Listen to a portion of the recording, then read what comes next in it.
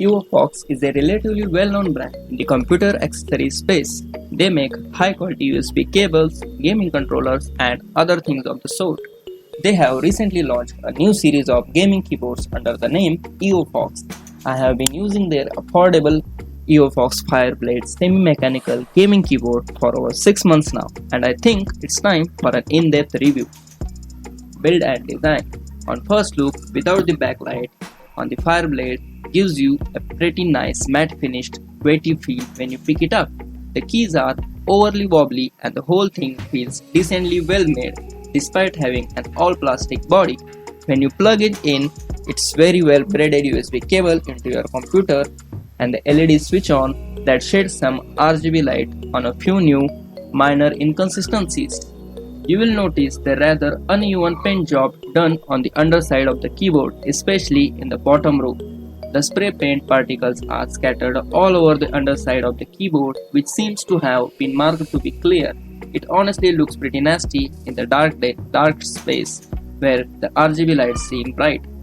The lights are not lit evenly either. I assume there would be a row of LEDs under each row of keys, but in teardown I noticed that there is just one row of 7 fixed colored LEDs, 2 green, 2 red and 3 blue, that light up the entire keyboard through a reflective sheet underneath the caps. Typing experience and key presses. Let's get to the main thing about a keyboard, how it feels to type on it. RGB inconsistencies aside, this semi-mechanical thingy is actually pretty nice to type on. I know it's ideally meant for gaming, but it has keys other than WASD too. Those gamer-centric keys like W, A, S and D spacebar are anti-ghosting keys that have faster response times. I did play some Counter-Strike Go and confirm it felt more responsive than my generic Logitech keyboard that now lies cold and abandoned in my storage box. The keys feel clicky and sound a bit like a mechanical one would, except a little hollow. They don't register a heavy solid click, but more like a shallow clack. Sound aside, they feel very good under your fingers. The keys don't require much pressure on it at all register a pace. If anything, they are a bit too easy to press accidentally if you are moving in the keyboard around.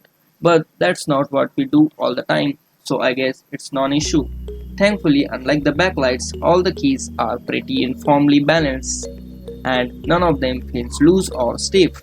I would say if you ignore the disappropriations and aesthetics, this is a fine accessory for the price. You can toggle the lights on or off with the dedicated LED button. You can press the function key and the light key together to enter in and out of the breathing light effects. The speed of these effects can be controlled using the function key plus minus and function key and the plus button up to 2 levels up or the down.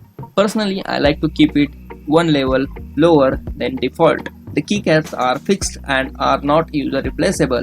I mean, there's no direct support for additional keycap styles like what you would see on other mechanical keyboards. But like I said, the keycaps are fine even after 3 months of daily uses. Final verdict. Buy it if you are thinking of getting a semi-full-form keyboard that doesn't have the annoying number pad on the right side. It's sturdy enough to last you a few years and has some decent amount of RGB backlights with basic anti-ghosting keys for gaming. Then you have a winner.